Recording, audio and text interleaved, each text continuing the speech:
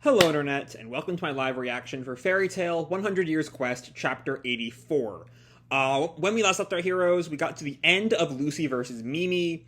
As Lucy initially really struggled against Mimi, with some quick thinking was able to avoid a powerful attack by Mimi with her Fleuve d'Etoiles whip, saw a pond, used that to summon Aquarius, and Aquarius distracted Mimi long enough for Gemini Lucy and Real Lucy to ready Uranometria, which Mimi was unable to avoid because she had, in an attempt to counter Aquarius, had sucked up a bunch of water, which left her heavy and unable to move, and she faced the full brunt of Uranometria and passed out standing, because Mimi is just kind of a badass. I love her. Mimi's great. So yeah, that's where we left off. So let's jump right on into Chapter 84, An Icy Fantasy, which is almost certainly going to be about Gray and Hakune. Our picture here, to kind of cement that, is of Juvia, cooking something. She's not in her normal clothes, and honestly, Juvia, whenever Juvia's hair is up, I almost, forget that that's Juvia. And part of that is just her having white hair in the manga is never... I always feel like her hair should be, shaded a little darker. Anyway, we see her kitchen. She's got a little, plush gray doll in the background. The sugar content is maximum love, so have a taste. Chapter 84, An Icy Fantasy. So yeah, we open where we left off, with Mimi still standing, but unconscious. Lucy on the ground, barely victorious, but alive and conscious. And with that little bit of reminder of where we were, let's check in on Gray and Hakune. As Gray stands against her, as I'm assuming this is Hakune who summoned the blizzard. Natsu and Urza are still passed out in the Whiteout village as Wendy tends to them. And the Whiteout elder calls to one of her attendants. "What's this? It's gotten so chilly all of a sudden." And her attendant calls back, "Grand White Priestess, it's snowing in the village." And Ferris turns to Wendy. "Could this also be the effect of the magic swelling?" But Wendy responds, "No. Could this be an effect of both Grayson and the enemy's power being ice-type?" And with that little bit of obvious theorizing, let's check back in with Hakune. As Gray readies his next attack, "Ice make Lance!" But all of his ice gets refrozen in place by Hakune. The ice got frozen over? Did I not tell you already? What I freeze is magic power itself.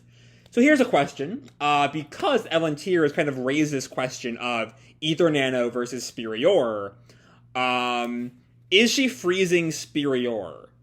Or, is the trick to beating Hakune switching between Ether Nano and Spirior? I forget which one he's using here. I know Wendy enchanted them all with Spirior, and I think only Spirior attacks, spiritual arts. Is it only spiritual arts work on anyone in Ultear, or is that just because of Yoko and her yokai? Anyway, the trick might be swapping back to Ether Nano because she's only freezing Spirior. Maybe. Who knows? Anyway, she starts to freeze Gray again. As Hakune taunts, "A wizard stands no chance against me." And Gray goes into fucking Demon Slayer magic. That's my boy. Alright. I'm always a fan of Demon Slayer magic, mainly because I'd argue that Gray vs. Silver is the best part of Fairy Tail. And anything that's a reminder of the best fight in the series, always a thumbs up for me. And Hakune reacts, "That's..." And Gray responds, "The power of a demon." And he just, if magic ain't gonna work, just fucking slug her. He misses, though. He slams the ground. Hakune jumps out of the way. And she, rips off her robe, revealing the kind of ice bikini we saw, in their earlier fights. "I see. You changed your magic power to have my freezing spirit art." So yeah, because spirit art is used with Spirior, and she's freezing magic power itself. Right? Where were they going with that? Sorry, I thought I heard something, and then I lost my train of thought. So is he going to have to flip into Spirior and Spirit Arts, along with Demon Slayer magic, to deal damage? I don't know. Anyway, Hakane continues, then let us dispense with such cheap tricks. Snow wave! And she brings on her next attack, this, like, wall of ice and snow, as Gray reacts, an avalanche! And he readies his magic power in his non-blackened arm, raises it up, I think, to, like, make an ice wave, or ice wall, to try to counter the avalanche. Hakane reacts in shock. He froze the snow! Ice Devil! Zeroth Destruction Bow! And he makes a full fucking bow and arrow out of ice magic. And as it approaches Hakane, she freezes it. And it does not work. And shatters on the ground in front of her. Gray reacts, you froze that too? To be able to freeze each other's techniques, I must say you're quite the troublesome opponent. I just spit all over my computer screen right there. Hope that did not get on the camera. It doesn't look like it did. Anyway, Gray just grins right back at you. However, Hakane, like, readies her hand for another attack. I know what your weakness is. What? Go on. Go to sleep, wrapped in a world of whiteness. Go on. Go to sleep in the light of the snow. And she summons this, like, flurry, specifically surrounding Gray. What's going on? And Hakane starts to kind of distort. The image of her does. Not good. My consciousness, and Gray is starting to freeze over. Go on. Go to sleep. And Gray seemingly can't move, as the image of Hakane slowly, like, as, like, the ice kind of creeps over his vision. And he seems to wake up right back in the room from like, earlier in the arc. Oh, no, this is a dream sequence. I saw the inside, and I thought we were just, like, he was back in the party room with Celine. But no, it's a dream. He's back at his house, I think. He wakes up in bed, and he looks around. Where am I? And Juvia is there. Okay, so, is this A, Juvia breaking into his house, because she's kind of like that. B, I don't think this is their house from the second time skip. It looks too furnished, less destroyed, but it might have just been destroyed by Juvia after Gray went to Avatar. Or C, hold on, what did I say for A? A was, I don't know, the question is this Gray's actual house, or is it a fantasy house, a fantasy life with Juvia? That's C. Anyway, Juvia comes in, Gray-sama, Juvia, and Juvia just, like, hugs him. Oh, you!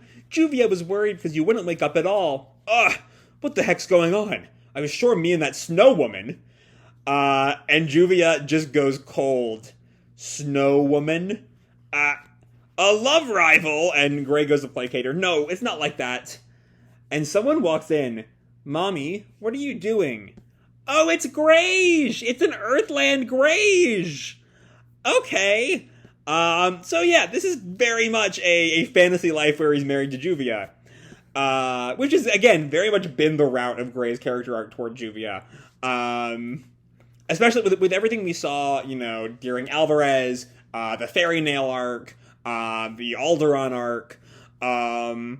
This is his, I mean, also it kind of, it fits the same mold. It's a more it seems to be a more powerful version of what Hakane did to Gray and Natsu at the beginning of the Celine arc. Of showing them images of the people they love. And so this is definitely like a Celine-inspired dream, I'll say. Oh, Greige, Daddy and Mommy weren't doing anything dirty or anything like that. Oh, ho, ho, ho. That's not what you say to a kid. Okay, whatever, Juvia. But Gray kind of panics. Daddy? Mommy? And Greige walks up to him. Good morning, Daddy. Daddy? Is this a dream? That lady's showing me an illusion. So Gray, to his credit, knows what's going on. Is not one of those he has to wake up from even realizing he is not in the real world. He knows that there's something wrong with what's going on. He may not know how to get out of it. But he knows that he's in an illusion. Greige grabs him by the hand and runs. Everyone's already here. Hey, everyone? And they run out the room. And it's Silver. And common sense tells me that it should be Gray's mom, but it looks like Ultear. Which is an interesting pairing. Anyway, like I was saying, I'm always down for more silver content. How long were you planning on sleeping, Gray? And Gray knows this is a dream. If he didn't before, there's no way he doesn't. This is a dream. And Greige runs up to Silver. Grandpa! Oh, there's my boy. You really love your grandpa, don't you, Greige? As Gray, screams, it's a dream! And yeah, there's Ultear. You've gotten so big, Greige. Auntie Ultear! And Ultear kind of snaps at him. You mean big sis.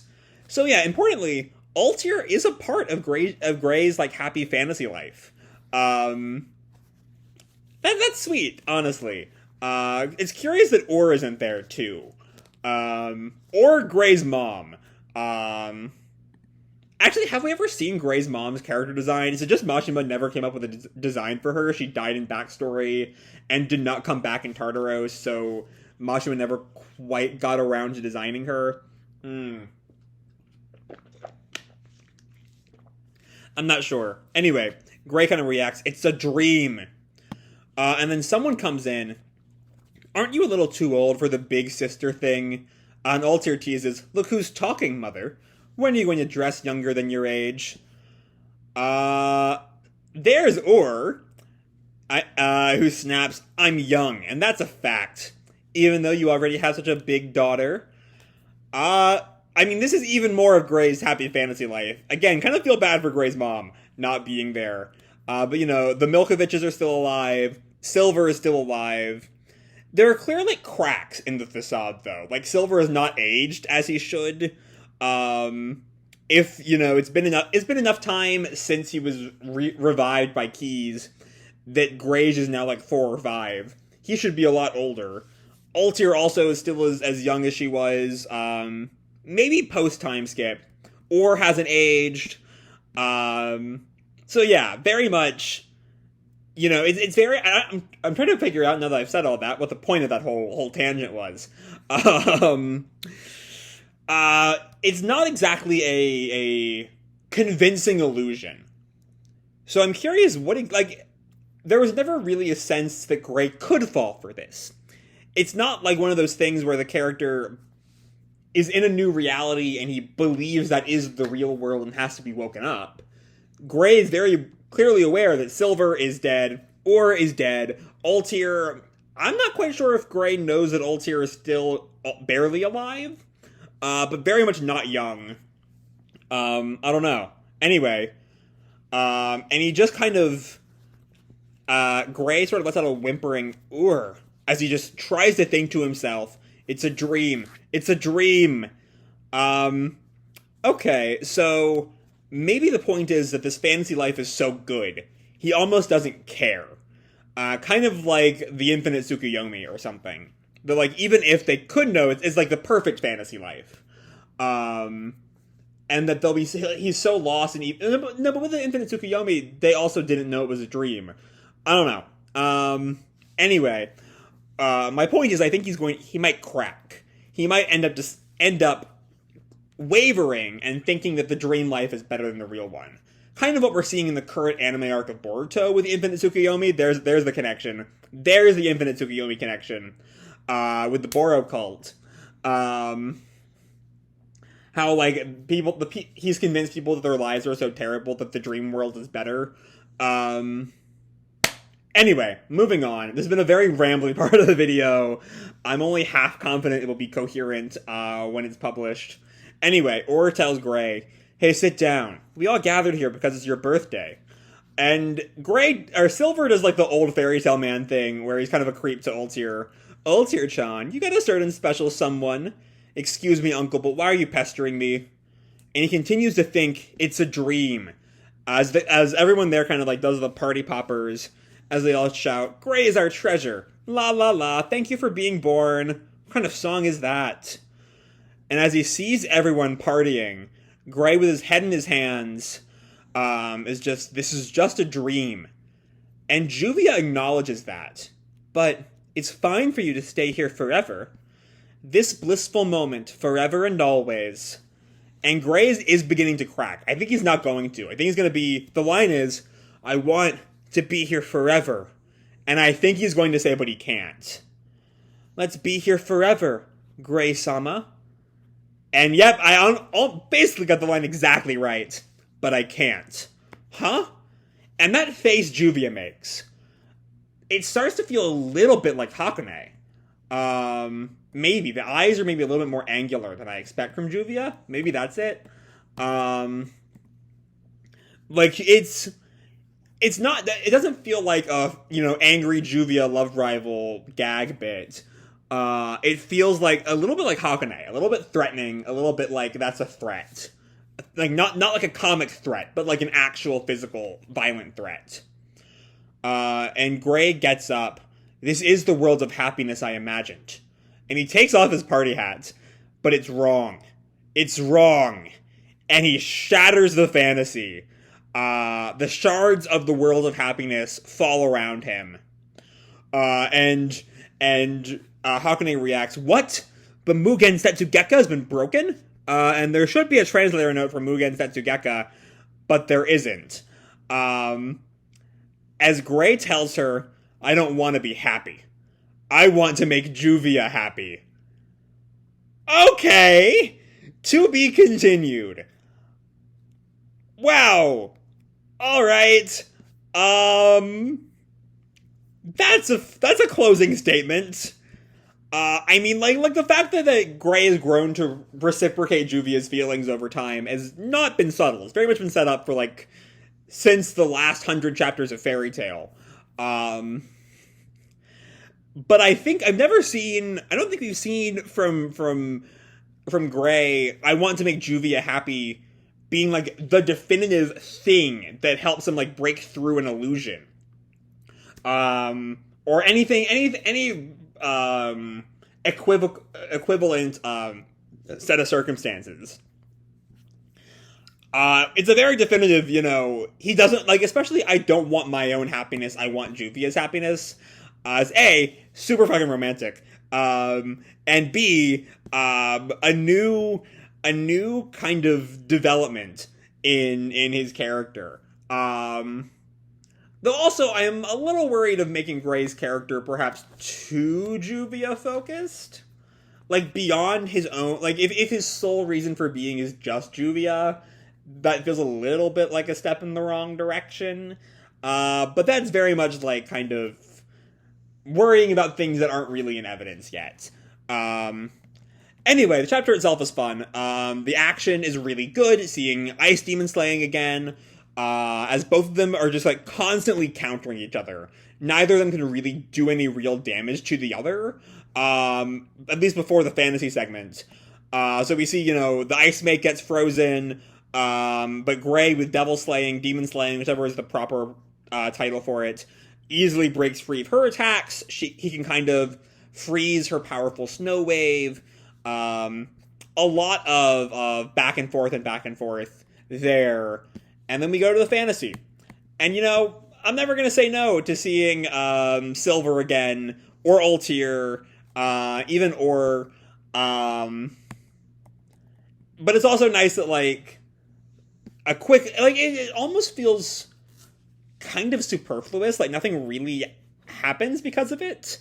Beyond that final declaration, I don't want to be happy, I want to make Juvia happy. We don't really get any... I mean, we see what his happiness is, I guess, but it's not hard to work out. His happiness is all the people he loves that are dead and or aged out of relevance are in his life again, and he's married to Juvia and has a child. All of that could have, Silver and Ultear or being alive could have been worked out from anything in the entire manga.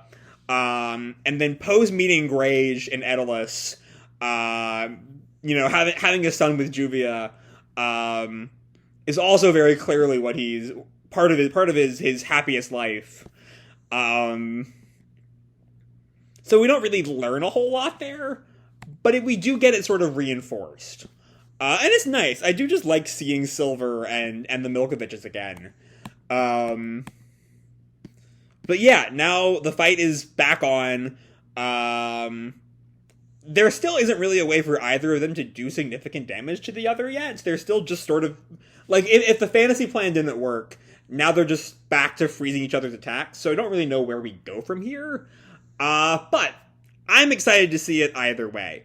So I'm going to leave this video off here. Hope you all enjoyed the chapter and the video itself. And if you did, feel free to drop me a like or subscribe. You know, do whatever makes you happy, you know? And remember, your life is your own, okay?